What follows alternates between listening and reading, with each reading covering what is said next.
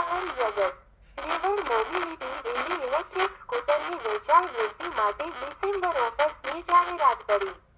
એક્સિકોએ app charging infrastructure સ્થાપન માટે and-two-and solution launch કર્યું.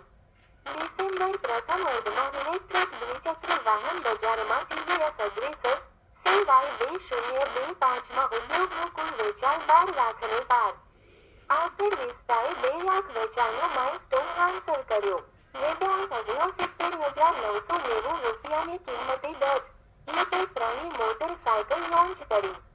એર રિપેર માટે ભારતને આશરે 2 લાખ કુશળ કર્મચારીઓની જરૂર.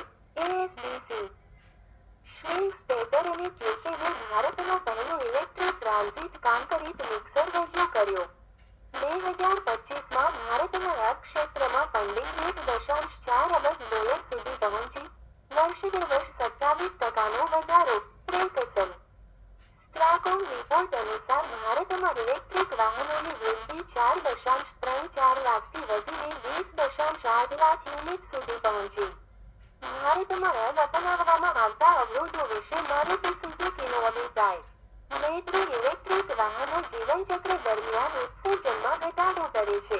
IIT મદ્રાસ 2035 સુધીમાં ભારતમાં એબ વેચાણ 2.2 કરોડ યુનિટ સુધી પહોંચવાની શક્યતા.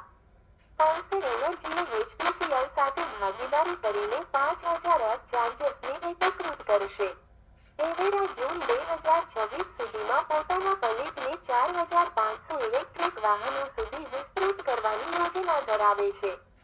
મેટ્રો સ્માર્ટે 100 મિલિયન એપ બેટરી સ્વેપ પૂર્ણ કર્યા. ₹10 કરોડનું ડ્રાઈવર કલ્યાણ ફંડ લોન્ચ કર્યો. એશિયાસ ઓફ મોબિલિટી અને પાક વક્તાએ ભારતભરમાં 10,000 એપ ચાર્જર્સ સ્થાપવા માટે ભાગીદારી કરી. ટેસ્લાએ ગુરુગ્રામમાં પહેલું ચાર્જિંગ સ્ટેશન શરૂ કર્યું. ભારતમાં ઇન્ફ્રાસ્ટ્રક્ચરનું વિસ્તરણ.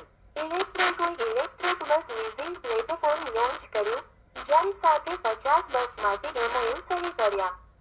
કેરળે NH66 પર ભારતનો પહેલો રાજ્ય દ્વારા સંચાલિત ઇલેક્ટ્રિક ટ્રક કોરિડોર આગળ વધાર્યો.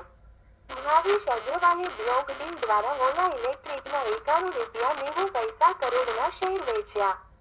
LG એનર્જી સોલ્યુશને ફોર્ડ સાથેનું $6.50 અબજનો બેટરી સપ્લાય કરાર રદ કર્યો. રોયટર્સ